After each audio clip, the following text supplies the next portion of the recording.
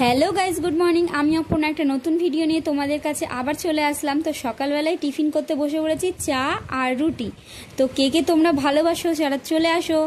আর দেখো, চা খেয়েই আমি আজকে রান্নার দিকে চলে এসেছিলাম। আর এখানে মিক্সিতে আমি মশলাটা করতে গিয়ে আজকে দুর্ঘটনা ঘটে গেল। পুরো মিক্সির ঢাকনাটা ছিটকে গিয়ে সব মশলাটা বাইরে বেরিয়ে এসছে। দেখো, সারা দেয়ালে, আলমারিতে, টেবিলে মিক্সির বাটি মাটি সব ভরে গেছে।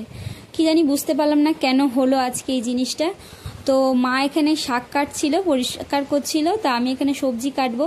দেখো এখানে কত জঙ্গল বেরিয়েছে শাক থেকে, এগুলো খেলে শরীর খারাপ হয়ে যাবে, যার জন্য এগুলো বাছা। তো আমি এখানে শাক কেটে ফেলেছি। এখানে কেটেছি ভেন্ডি, আলু, আম আর হচ্ছে বেগুন। তো বেগুন আর আম দিয়ে আজকে টক হবে, শাক ভাজা হবে, আর ভেন্ডি আলু সিদ্ধ হবে। তো গরমের মধ্যে আজকে একদম ঠান্ডা ঠান্ডা খাওয়া হবে। তো এখানে কড়াইতে গরম করে তেল দিয়ে দিয়েছি। তা আগে ভাজবো শাকটা। তো শাক ভাজার জন্য তেল দিয়েছি, তারপরে দেবো কালো জিরে।